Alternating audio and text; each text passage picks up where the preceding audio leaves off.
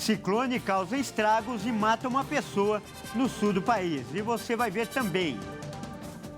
Ciclone extratropical perde força em Santa Catarina. A ressaca continua chamando a atenção da Defesa Civil e municípios do extremo sul contam prejuízos devido ao acumulado de chuvas. Prévia do PIB registra a maior alta desde dezembro de 2013. A Alemanha envia 64 mísseis para a Ucrânia. E o brasileiro está mais velho, mora sozinho e paga aluguel. É o que mostra a pesquisa do IBGE. Olá, boa tarde, seja muito bem-vindo. Nós estamos ao vivo. Agora são 13 horas e 3 minutos, quase 4, pelo horário de Brasília. Vamos juntos, então, conferir o que é notícia no Brasil e no mundo nesta sexta-feira. E olha só, uma pessoa morreu e 5 estão desaparecidas por consequência do ciclone extratropical no Rio Grande do Sul. Os temporais causaram alagamentos, bloqueio de estradas, cancelamentos de voos e falta de luz. As rajadas de vento atingiram 100 km por hora. Em algumas cidades, choveu pelo menos 200 milímetros em 24 horas. O ciclone extratropical na costa da região sul do Brasil provocou temporal e ventania durante a madrugada. Diversas cidades do estado registraram alagamentos, árvores caídas, estradas bloqueadas, voos cancelados e falta de luz. Um alerta foi emitido para as regiões da Serra, Litoral Norte e Metropolitana de Porto Alegre. Os rios Caí, Paranhana e Sinos têm possibilidade de cheias. Em Maquiné, no Litoral Norte, a prefeitura pediu que as pessoas saiam de casa. No local, há várias famílias que já estão ilhadas. Em Tramandaí, no litoral, foram registradas rajadas de vento de 100 km por hora. E em São Leopoldo, na região metropolitana de Porto Alegre, o acumulado de chuva chegou a 200 milímetros em 24 horas. De acordo com a Rio Grande Energia, há pelo menos 60 mil pontos sem luz no estado. E olha, nós vamos direto para o sul do país. Vamos para Criciúma, onde a repórter Michele Veiga tem mais detalhes de como está a situação lá, como está o tempo. E aí, Michele, o tempo já melhorou por aí? Bom, Werneck, por aqui a chuva deu trégua. O ciclone extratropical, que muito estava sendo aí monitorado pela Defesa Civil de Santa Catarina, dissipou aqui no sul catarinense e já foi para o mar, mas o alerta ainda fica para a ressaca, que está alta. Ondas de mais ou menos 2 metros estão aí alcançando o litoral de Santa Catarina, por isso a navegação está sendo recomendada como suspensa no litoral sul catarinense. O pessoal está em busca da tainha nessa época do ano, por isso a Defesa Civil está monitorando esses barcos. Mas voltando a falar da condição climática, hoje até que o dia esquentou, a chuva parou, mas em algumas cidades, infelizmente, estão contando os prejuízos do excesso de chuvas de ontem, da quinta-feira. O município de Praia Grande, no extremo sul catarinense, mais lá pertinho do Rio Grande do Sul, contabiliza 60 pessoas desabrigadas depois das chuvas de ontem. O município também está sem abastecimento de água devido ao rompimento de adutoras e também tem diversas estradas danificadas. Foi o município mais atingido pela quantidade de água que caiu por aqui ontem com as chuvas que não cessaram durante a quinta-feira, mas nessa sexta o tempo abriu, já até tem um calorzinho a mais e a previsão é de tempo firme e bom para o final de semana. A neve não vai chegar por aqui por enquanto, porque tem que ter uma condição aí um pouco melhor para que ela chegue à Serra Catarinense, que era a grande expectativa, mas como eu disse, o céu abriu, a temperatura subiu e os turistas vão ter que esperar mais um pouquinho. Mas o friozinho vai persistir, temperaturas por volta da casa dos 5 graus ao amanhecer, chegando aí aos 17 graus na próxima semana, pelo menos é a expectativa. Menos mal, Werneck, mas ainda o município de Praia Grande fica contabilizando os seus estragos. Aqui de Santa Catarina para a Hit TV, repórter Michele Veiga. Tá certo, Michele, muito obrigado pela sua participação. E olha só, os moradores de cidades do interior e do litoral de São Paulo relataram ter sentido a terra tremer nesta manhã. A Defesa Civil do Estado confirmou que por volta das 8 horas da manhã um abalo sísmico foi sentido na região do Vale do Ribeira. Segundo o Centro de Sismologia da USP, o tremor foi de magnitude 4 na escala Richter, com epicentro no município de Iguape, mas pôde ser sentido num raio de até 100 quilômetros. Moradores de Sorocaba, Miracatu, Itanhaém, Peruíbe e Registro também relataram ter percebido o tremor. E segundo a Defesa Civil, abalos de magnitude de até 5,4 não costumam a gerar danos estruturais, felizmente. E eu mudo de assunto agora para falar que mais de 60 crianças aguardam vaga nas UTIs infantis em Pernambuco. A Secretaria Estadual de Saúde informou que quase 2.000 casos de síndrome respiratória aguda grave foram registrados neste ano em pacientes de até 10 anos de idade. A Secretaria de Saúde de Pernambuco informou que neste ano, no estado, 36 crianças de até 10 anos morreram em razão da síndrome respiratória aguda grave. Foram confirmados mais de 2.000 casos da doença. Os pais reclamam de superlotação nas UTIs neonatais e pediátricas. Até esta quinta-feira, 68 crianças aguardavam por uma vaga em unidades de terapia intensiva. Desde o início de maio, Pernambuco registra uma alta na ocupação das UTIs pediátricas. De acordo com a Central de Regulação de Leitos, o estado chegou a ter mais de 80 crianças à espera de uma vaga. No primeiro dia de junho, 85 estiveram na fila por um leito. Secretaria de Saúde de Pernambuco informou que todos os anos, nos períodos equivalentes ao outono e inverno, há um aumento no número de crianças hospitalizadas no estado por complicações relacionadas aos vírus respiratórios. Para isso, a pasta reforça aos pais a necessidade de manter o cartão de vacinação atualizado, com os imunizantes contra a Covid-19 e a influenza, para proteger as crianças de infecções respiratórias. E vamos falar de economia agora. A prévia do PIB do Banco Central indica alta na atividade econômica em abril. O indicador também mostra avanço em 12 meses. O Índice de Atividade Econômica do Banco Central, considerado a prévia do Produto Interno Bruto, registrou expansão de 0,56% em abril, na comparação com março. O crescimento do indicador veio após uma retração de 0,14% em março deste ano. Na comparação com abril do ano passado, o nível de atividade registrou crescimento de 3,31%. No acumulado dos 4 primeiros meses deste ano, o índice avançou 3,88% e em 12 meses até abril apresentou crescimento de 3,43%. Nos 3 primeiros meses de 2023, na comparação com o trimestre anterior, o PIB avançou 1,9%, ficando acima da expectativa do mercado financeiro. O resultado foi impulsionado principalmente pela agropecuária. Para este ano, o mercado financeiro estima uma alta de 1,84% para o PIB. Já para 2024, a expectativa é de um crescimento menor, de 1,27%. E olha só, o Congresso corre para votar 5 medidas provisórias que vencem até o fim do mês. O impasse no Legislativo foi um dos fatores determinantes para a demora na análise das MPs. A Câmara dos Deputados e o Senado vão fazer uma força-tarefa para não perder o prazo das medidas editadas pelo presidente Lula. No início do ano, Lira e Pacheco entraram em embate sobre o rito de tramitação das medidas provisórias. E esse impasse acabou atrasando a instalação das comissões mistas das primeiras MPs editadas pelo governo. Agora, os parlamentares têm a missão de analisar e votar mais 5 medidas provisórias, com validade até o fim deste mês. A primeira etapa da análise dos projetos, que é a instalação das comissões mistas para debater cada tema, está programada para acontecer na próxima quarta-feira.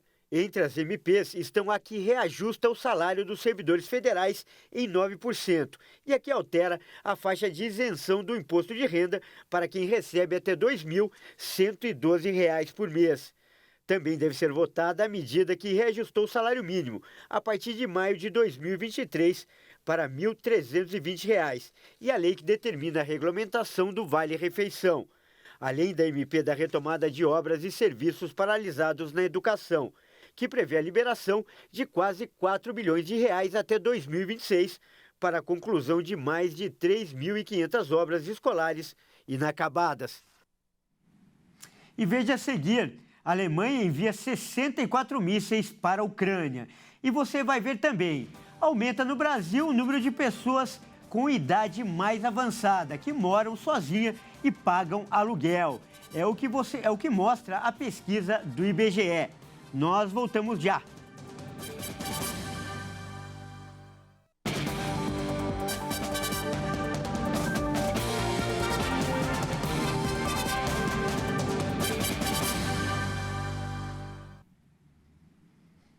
Olá, mais uma vez, seja muito bem-vindo. Nós estamos de volta com o segundo bloco e ao vivo. Agora são 13 horas e 16 minutos pelo horário de Brasília.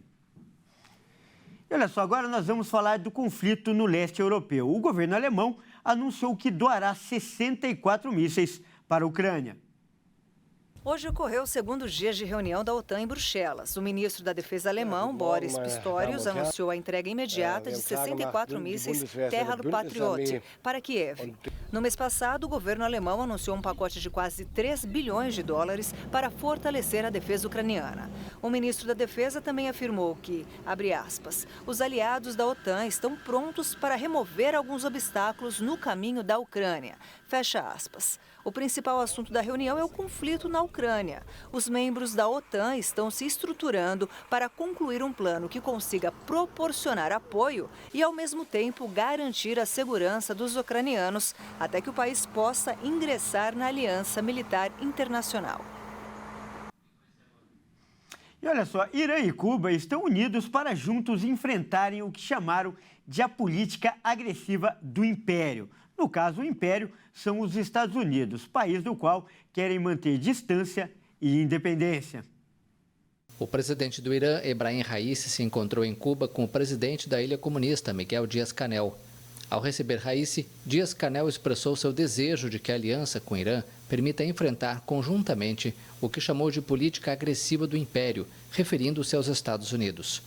O presidente cubano ressaltou que ambas as nações tiveram que enfrentar heroicamente, com uma resistência tenaz, as sanções, pressões, ameaças, os bloqueios e a indiferença do imperialismo yanqui e de seus aliados. Os dois chefes de Estado presidiram a assinatura de memorandos de cooperação em matéria de aduanas, telecomunicações e justiça. Raisi participou de um fórum de negócios, onde afirmou que seu país está decidido a trabalhar com Cuba no campo científico e tecnológico. O presidente iraniano encerra em Cuba uma visita à América Latina que incluiu Venezuela e Nicarágua. E a gente volta com as notícias nacionais. Começa a valer hoje a redução de 13 centavos no preço do litro da gasolina para as distribuidoras. O preço médio para o consumidor deve cair para R$ 5,33 por litro, segundo a Petrobras. Com a redução, o valor passa a ser de R$ 2,66 por litro. Em termos proporcionais, a redução é de 4,7%. Essa é a segunda vez que a Petrobras anuncia corte no preço do combustível em 30 dias. Há um mês, em 16 de maio, a estatal havia anunciado a redução de 44 centavos por litro. Segundo a Petrobras, considerando os preços levantados semanalmente pela Agência Nacional do Petróleo, a ANP, o valor médio para o consumidor final deve cair para R$ 5,33 por litro.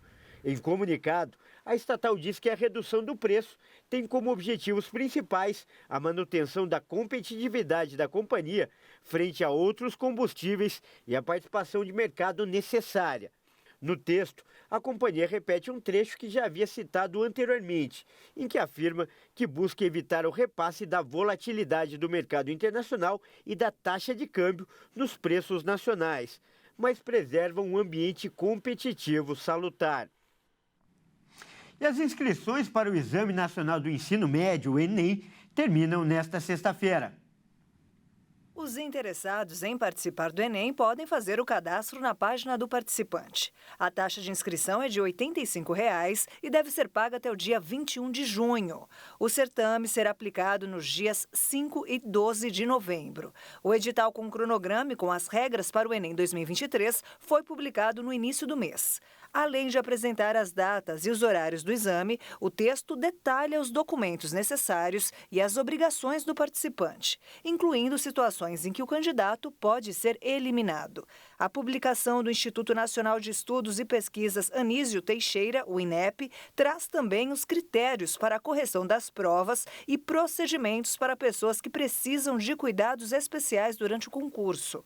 Os gabaritos das provas objetivas serão publicados no dia 24 de novembro no portal do INEP.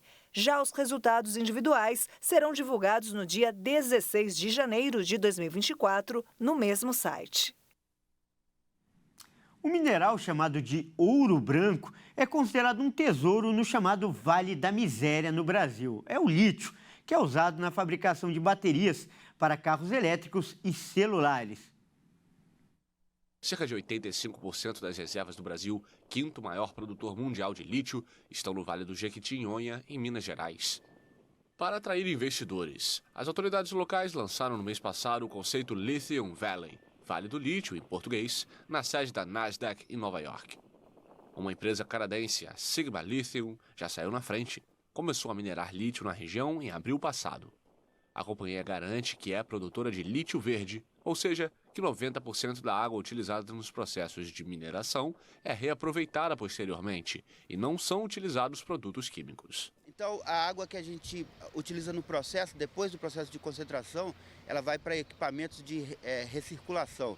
São tanques onde o sólido é sedimentado e a água limpa volta a alimentar o processo. A empresa garante ainda que a mina da reserva é dividida em duas para preservar um pequeno curso de água que atravessa a área, apesar de representar uma perda econômica significativa. Mas a ideia de transformar a região no Vale do Lítio não agrada a todos. O debate que vem é do progresso, só que no nosso entendimento esse progresso ele é todo levado para fora. Então o que fica na região, pelas experiências que o MAB já tem, são buracos, né? Buracos. E quando a mineração acaba, não tem mais nada. Integrante do movimento dos atingidos por barragens, Aline Gomes mora em Araçuaí, uma das cidades vizinhas à mina da Sigma. Ela conta que a região era tranquila e rural, mas que agora existem casas rachadas por causa das explosões nas rochas. Luiz Gonzaga, agricultor que mora ao lado da mina, acredita que terá que deixar a sua casa. Já saiu, uns ainda vai sair. E os que não rendeu a terra para a firma e nem vendeu, com o tempo vai ser obrigado a sair por causa da poluição. Porque agora, no momento que as minas estão longe ainda, a poeira já está perturbando aqui, a hora que estiver trabalhando aqui perto. Então a gente não aguenta, vai ser obrigado a gente sair de qualquer maneira. Em meio ao entusiasmo, ONGs lembram que a região, uma das mais pobres do Brasil, já teve uma corrida do ouro e do diamante, mas essas extrações nunca trouxeram desenvolvimento. Olha, e 3 em cada 4 cidades médias do país não estão prontas para receber a rede 5G. O prazo para a tecnologia chegar a todo o Brasil é 2029. As operadoras querem antecipar o processo e, para isso, contam com a ação das prefeituras. O Brasil ainda tem muitos problemas a resolver para levar a conexão 5G a todas as cidades brasileiras nos próximos anos. Um levantamento da Conexis Brasil mostrou que 3 em cada 4 cidades, com entre 200 e 500 mil habitantes, não têm legislação adaptada para a instalação de infraestrutura 5G. Por ter frequência mais alta, a tecnologia demanda uma quantidade de antenas muito maior do que as que existem hoje. Metas para a instalação das antenas foram definidas pelo setor junto à Agência Nacional de Telecomunicações. Todas as capitais brasileiras já têm 5G em funcionamento, mas, fora isso, são 102 cidades, entre 200 e 500 mil habitantes, que precisam ter um número mínimo de antenas 5G até julho de 2026. Para as cidades maiores de mais de 500 mil habitantes, o prazo é até julho de 2025. Alguns dos problemas vistos em cidades menores também estão nas grandes. Alguns municípios ainda não têm legislação específica para a instalação dessas antenas. A lista inclui grandes cidades como Campinas, Osasco e Guarulhos, em São Paulo. E mesmo nas cidades onde o 5G já chegou, no papel, há ainda melhorias a serem feitas, já que muitas vezes as redes são lançadas sem estarem totalmente otimizadas para o uso.